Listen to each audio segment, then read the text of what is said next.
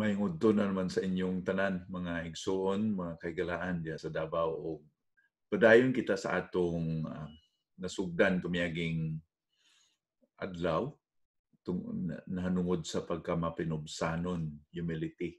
O atong natun-an nga ang pagkamapinubuson mao ang yabi sa gingharian sa Dios. Dili magkaangkon og kaluwasan ng usa ka tawo kung nagpabilin siya nga mapitason. Nini nga udto atong pagatan-awon ang pagkamapinubuson nga basihan sa eksakto nga palananaon, gitawag na nga worldview. Humility mo nang basihan sa eksakto nga palananaon sa ato kaugalingon, sa Dios ug sa uban. Mo na gitawag nga atong worldview. Naatay mga basihan kung unsa atong pagtan-aw sa atong kaugalingon, sa atong isig katawo o labi na gyud sa Ginoo. Sa atong natun-an itong miaging adlaw, nanungod sa Pariseo o sa Publikano, atong nakita nga ang Pariseo sobra gyud ka mapahitason ug dili gyud siya gusto nga magpaubos sa iyang kaugalingon gikan sa Ginoo. Ang iyang pagpasigarbo mao to ang hinungdan nga dili siya makasulod sa gingharian sa Dios. Dili gitubag ang iyang pag-ampo, dili siya gipamatian sa Ginoo. Duna siya'y murag sayop, perverted, murag kuan yun, balikog, no? Perverted means na di tama, di eksakto nga palananawon sa Ginoo, sa iyang kaugalingon ug sa uban. Mao po na may tabo sa usa ka tawo karon kung ang usa ka tawo magpabilin sa iyang pagka mapahitason. Ang una nato nga kita dinhi nga dapat makaangkon kita og tama nga pananaon sa atong kaugalingon. Kay kung ang usa ka tawo hambugiro, sayop gyud ang iyang pagtan-aw sa iyang kaugalingon or mo na motulod niya nga di tama ang or may sayop ang iyang pagtan-aw sa iyang kaugalingon. Ang usa ka tawo ingon pa ni Pedro sa 1 Pedro 1 bersikulo 24. Ang paghulagway niya didto sa 1 Pedro 1:24, ato yung mapamananungan, no? Ingon niya din na nagaingon ang kasulatan, ang kinabuhi sa tanang mga tao sama sa sagbot ug ang ilang kabantog sama sa bulak niini. Ang sagbot malaya ug ang iyang bulak mahulog. Mao ra ni ang atong mapasigarbo sa kinabuhi nato na muratag sagbot, no? Mamulak karon ugma malaglag ra po na or yung padinhingan ni malaya. So unsa may ipasigarbo sa usa ka tawo?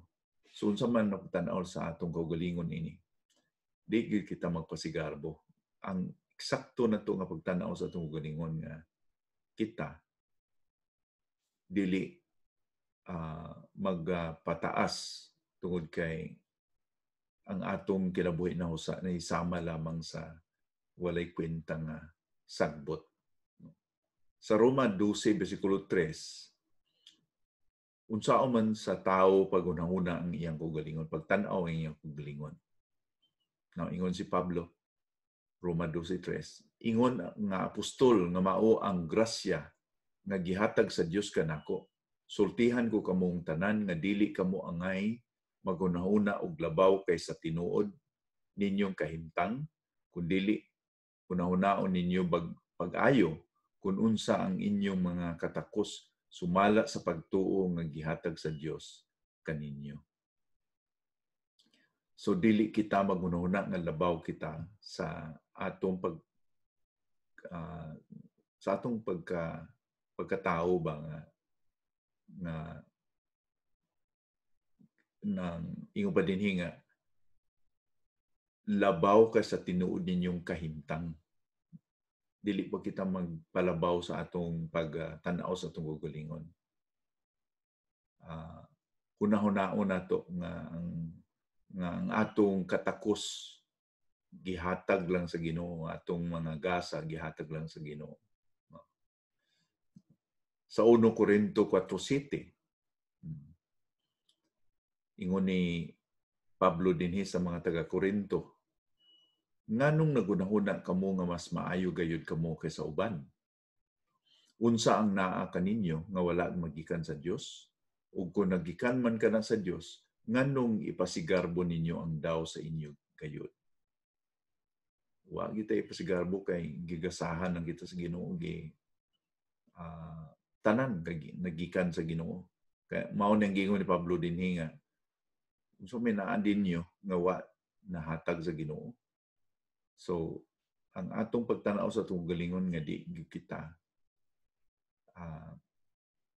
importante nga makaingon kita nga naay butang sa akong kaugalingon nga ako gyud ang hinungdan nga ako sa akong paningkamot, sa akong pagtimakas. Noon, di man na manigar nga natay pagtimakas, natay pagpaningkamot. Pero misaon-saon itong paningkamot, timakas kung dili kita buligan sa Ginoo, dili kita bendisyonan sa Ginoo. Wa gyud tay mahimo. 1 Corinto 15 versikulo 10, si Pablo dinhi nagaingon tungod sa iyang nahinungod sa iyang kaugalingon. Kung giunsa niya pagtanaw ang iyang kaugalingon. Apan tungod sa grasya sa Dios kanako, karon apostol na ako. Ug walay makaingon nga walay pulos ang grasya sa Dios kanako. Tungod kay ang tinuod mas labaw ang akong paghago kung itandi sa akong kaubang mga apostoles. Apan kana dili tungod sa akong kaugalingon, kundi tungod sa grasya ug tabang sa Dios. Sa grasya lang gyud sa Ginoo. Si Pablo ingon siya nga daghang gihimo ang Ginoo sa akong kinabuhi, pero di na sa akong katakos o di sa akong abilidad, kundi sa grasya sa Ginoo. Ang nagsulat sa Salmo, sa Salmo 8, versikulo 4, tama gyud no, kaingon din nga kinsa man ang tawo, unsa man ang tawo nga nagunahuna ka kaniya, ug unsa man ang anak sa Dios nga imo siyang bisita. So sa pag-ingon ni Pablo ni David dinhi, gi-refer niya nga ang tawo kung ikumpara sa Dios nahimo lang gyud siyang importante tungod kay giuna-una siya sa Ginoo. So mao pud na no sa ato.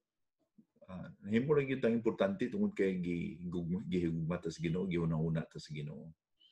Ang pagkamapinubuson mo nagatulod ka nato nga mo ila sa atong pagkamaksasala, sa atong walay katakos, sa atong walay nahut sa tubangan sa Ginoo, nagkinahanglan ta sa pabor sa Dios. Sa 1 Timoteo 1 versikulo 15, kung ato makita nga ang parisiyo sa Lucas 18 kung unsa siya kahambugiro, mao pud na ang pagkahambugiro ni Pablo sa una. Tungod kay parisiyo man siya. Ang parisiyo self-righteous. Kuan gyud na matarong siya. Ang iyang pag-claim gyud nga matarong siya. Ang iyang paghukom nga siya matarong sa iyang kaugalingon, tungod kana kay iyang gikumpara niya ang iyang kaugalingon sa uban. Ang iyang sayop mao na nga gikumpara niya ang iyang kaugalingon sa sayop nga standard. Mao pud na ang nahitabo sa kay Pablo. Kung tanaw na itong kinabuhi ni Pablo sa di pa siya Kristiyano, pa siya kailan ni Kristo, sobra pud ang iyang pagtanaw sa iyang kaugalingon nga matarong siya. So, sa atong pamalandong niini nga udto, basin kung guilty kita nga nagkumpara kita sa uban. Unya, kung ikumpara nato ang kagalingon nato sa uban, diha kita magpasigarbo nga mas maayo kita ka sa uban. Or basin man nga bati po ta nga ubos kita kaayo kung ikumpara nato sa uban. Sa duha na ka extreme, ang pagbati nga kita labaw sa uban o ubos kita sa uban, di gid maayo. Kasalanan na sa tubangan sa Ginoo kay wa kita gihimo sa Ginoo aron magkumparahan nay kung kinsay maayo sa ato kay wa ra bay maayo gyud sa ato tanan. Puro kita makasasala o nagkinahanglan kita kaluoy sa Ginoo. Muna nga ang sakto nga pagtan-aw sa atong kagalingon, mao na pagtan-aw gyud nga wala kita kung wala ang Ginoo. Wala kita ikapasigarbo. Wala kita'y butang nga maayo sa atong kinabuhi nga angayan kita higugmaon sa Ginoo o dunay apson ang Ginoo sa atong kinabuhi. So, mao na dapat ang pagtan-aw sa atong kinabuhi, no? Maski unsa nga achievement, unsa pa atong naabot sa atong kinabuhi, kabtangan o kinaadman, unsa pa naabot sa atong kinabuhi. Kini tanan di kini ato kundi iya gani sa Ginoo. Mao na nga di kita magpasigarbo. Ikaduha, atong tan-awon nga ang pagkamapinubuson mo na makatudlo ka nato sa insakto nga pagtan-aw sa Dios. Otherwise, kung mapahitason kita, sayop ang atong pagtan-aw po sa Dios. Sa Isaias, 42, versikulo 8, naay gipadayag sa Ginoo dinhi nga dapat tandaan nato nga kung magpasigarbuhon ang usa ka tawo, ikonsidera niya kini nga bersikulo. Ingon niya, ako mao ang Ginoo, mao kana ang akong ngalan. Dili ko ihatag ang akong pasidungog kang bisan kinsa. O ang pagdayeg nga alang kanako ngadto sa mga Dios-Dios. Dili pwede nga ang iyang himaya iyang ipaambit sa uban. Ang iyang dungog ipaambit sa uban. Kay jealous ang atong Ginoo. Di pwede nga dunay makaambit sa iyang himaya. Ang Ginoo lang gyud ang karapat-dapat nga makaangkod sa tanan nato nga pagdayeg o paghimaya. Kay siya naman gyud ang Dios nga gitawag nato sovereign. Pag ingno nato nga sovereign, ang Ginoo makahimos tanang butang kay walay magbuot niya. Walay makadiktar kung sa iyang himuon. Sovereign siya. Siya ang nag-provide sa tanan, nagbantay sa tanan, nag-protect ka natong tanan, nagapaligon ka natong tanan. So ang tao wala gyud katungod nga ipataas niya ang ugalingon. Ang ato lang gyud mahimo nga i-reflect nato murag daluyan o agianan kita o instrumento kita para sa kahimayaan sa Dios. Now, tungod kay siya ang tag-iyas tanan, wala gyud pinaka-importante o pinaka-nindot o pinaka-substitute nga mahimo sa tao nga mapulihan ba niya ang lugar sa Ginoo. Dili gina pwede, no? Deuteronomy 8 versikulo 17 ug 18 ug 1 Corinto 4 versikulo 7 nagpahayag nato din nga wala nga dawat nato o naangkon nato bilang mga tao nga dili nato nadawat gikan sa iya, gikan sa Dios. So this mao ni ang pagtan-aw nato gyud sa Ginoo nga dili gyud nato na makalimtan o batunan nato sa tanan nga panahon. Okay? So ang hambugiro nga tawo nawala siya sa eksakto nga paminsar na iyang kuhaon ang lugar sa Dios, mao ang paghimaya sa Dios sa iyang kinabuhi. Wa siya kalainan ni Satanas kasi Satanas mao to iyang handom no nga mutupong ko sa Ginoo. Akon labuan ng Dios mo nang gihulog siya gikan sa langit pangadto sa impyerno. So dapat may eksakto kita nga pagnanaawon sa atong kaugalingon, eksakto nga pagnanaawon nato sa Dios, o eksakto po nato nga pananaawon sa uban o sakto nga view para sa uban. Saan nato pag tan-aw ang uban. Si Isaias nagahulagway nga ang self-righteous kana bang mga tao nga gituan nila nga sila matarong, self-righteous.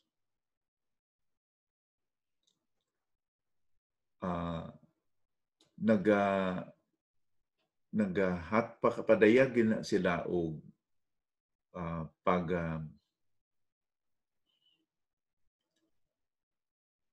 kanang gitawag bitaw nato nga holier than thou art attitude, kanang mas balaan ako sa uban. Mas balaan ako sa isig akong isig kaingon. Diha sa Isaias 65 versikulo 5 na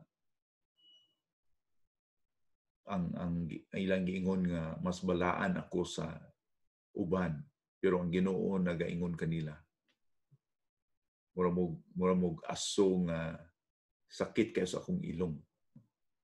Mura bag kasi natitana no nga kung magdaog kita niya musod ang aso sa atong ilong, labi na gyud plastic nga di ta ganahan no, parang lain kay itong pamatik, mura bag muna gitawag sa Ginoo nga abomination. Di pareha sa giingon sa Filipos 2:3 ngadto sa 4 nga ang atong pagtan-aw sa uban dapat nga sila importante. Kay giingon diha sa Filipos 2:3 o 4 nga tan-awon nato ang panginahanglanon sa uban, dili lang ang atong panginahanglanon. Ang interest nato di lang sa atong kaugalingong interest, kundi sa interest po sa uban.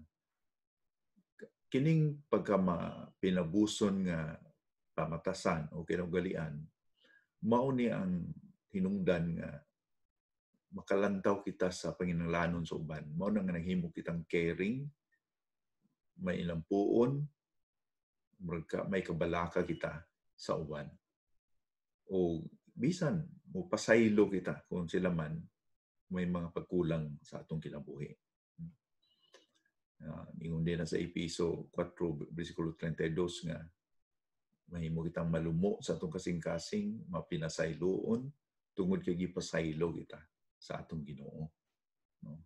Mabasa po na nato sa Galatia chapter 5 verse 13.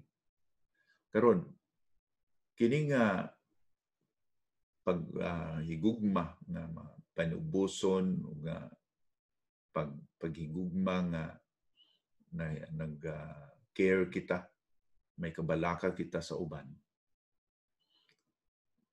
Mao kini ang timailhan nga nakailag kita sa Ginoo. Sukwahi sa mga Parisiyo, sukwahi sa mga religious leaders nga nagpanghambog sila tungod sa ilang pagtamod nga sila mas balaan kaysa uban. So, pamalandungan nato ni mga kaigsunan, mga kahigalaan. Giunsa man nato sa pagtrato ang uban sa atong kinabuhi. Giunsa man nato pagtan-aw, unsa man nato pagtan-aw sa uban. Labi na gyud tong mga tao nga mura bag ingnon nato nga masobra ka makasasala kaysa atuwa. Usahay we look down unto those people, no, nga di man daw nga yan kay wa man gyud gi-look down si Kristo sa dinhi si Ginoong Kristo sa kalibutan, wa gyud siya gi-lockdown. Ang makasasala nga Parisiyo, nga si Nicodemo nga nagapaduol kaniya na mahinulsulon, wa man gyud gi-lockdown gani. Si Sakio nga usa ka maniningil sa buhis. Ang mga bulag, ang mga tawo nga wala gitagad sa katilingban, mao gitagaan og pagtagad sa Ginoo, di ba? So kini nga pagtan-aw ginawa nato biblical worldview, dili ni mag-abot sa imong kinabuhi, sa akong kinabuhi, kung mapahitason ang atong kasing-kasing. Pinagi lang yun sa pampainabuso na ito nga kasing-kasing. No? Nga eksakto ang pagtanaw sa atong kagalingon, eksakto ang pagtanaw sa Dios, ug eksakto po nato ang pagtanaw sa uban. Ug kung proud kita, wag yung kalainan kita sa Parisiyo sa Lucas 18. Mao ni nga ang pagkamapainubuson, mao gini ang murag bato nga pamag-ang, murag cornerstone, bato nga pamag-ang sa atong Kristohanon nga kaugalian o pamatasan. Mao ni ang una nga mahitabo aron kita makaila sa Dios. Kung sa makaila kita sa Dios, mao po ni ang makaagak nato nga di magbag-o ang pagtanaw sa uban, sa atong kaugalingon, ug labi na gyud sa Dios. So hinautunta nga mao ni ang atong tan-aw nga na apektuhan kini, na impluwensyahan kini tungod kay nakatuon kita na sa diha sa Ginoo, diha kay Kristo. Kinahanglan kita magpakumbaba, kinahanglan kita nga magpainubuson. So natural man ang pagka-proud ng hambog sa tao nga naan pagkahambog sa tao, pero unaan na sa Ginoo, naagyo ng pagbago. So nautunta na usa na sa mga ebidensya nga naagyo pagbago sa imong kinabuhi tungod kay may imo na ning nasinati nga kinaiya nga kahibalo ka na magpakumbaba sa imong ugalingon. So daghang salamat ug dinhi lang kita kutog usa sa atong pagtuon sa nining pagkamapainubuson nga kinaiya ug atong palayunon kini sa sunod nga adlaw. Daghang salamat.